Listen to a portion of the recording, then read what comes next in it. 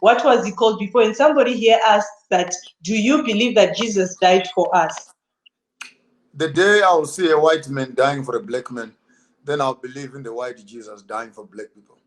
As far as I'm concerned, the black man is still hanging on the cross, surrounded by the two thieves on the left and on the right. These are the Europeans and the Chinese who are busy crucifying Africa on the same cross. We cannot even talk about the death of Jesus. Let's talk about the dying of Africa constantly. Let's not create theology of poverty and misery and glorify the death of Jesus when our brothers and sisters are still dying. The death of Christ, therefore, is a symbolic death, the death of truth, the death of the poor, the death of the marginalized, the death of the children of the soil. And if religion is used to pacify that, then that is the doctrine of demons. For he came to set the captives free. And until Africa is free, there's no Jesus who has died on the cross. We are still dying to date. It cannot take one man to save the whole world. Yet we have 20 million Africans who drowned in the sea during slave trade. Is this God not tired of drinking blood? How much more blood does he need? Can you look at Congo? Give me the 15 million that died, plus the 25, 35 million.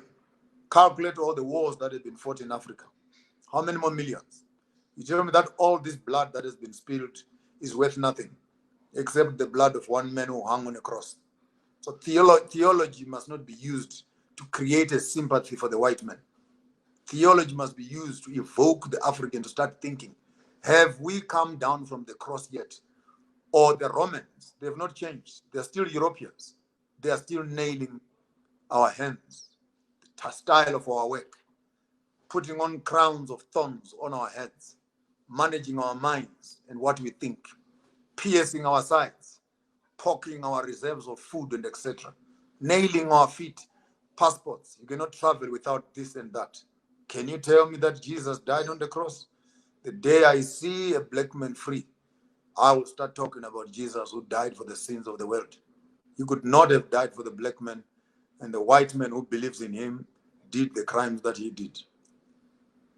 Oh, Bishop. So now, if this is what you're saying, that until you see a black man free, then you now believe that Jesus died for us. Then you still say that you still go to, sometimes you still go to SDA with your family. Then why are you going there? I'm a third generation Adventist in my family. A journey I've been pursuing for the past 52 years. You grow. And the shoes I was putting on when I was in primary school, I can no longer put on the same shoes. Going to a church, unless it has become patriotism, that you go to a church so that you feel like you belong. And once you belong to a church, you are not allowed to think. Therefore, shut up because you go to church. Don't think. Because apparently when you enter a church, you must surrender your sanity, you must surrender your brains, you must surrender your critical mind. To become a member is actually selling your conscience.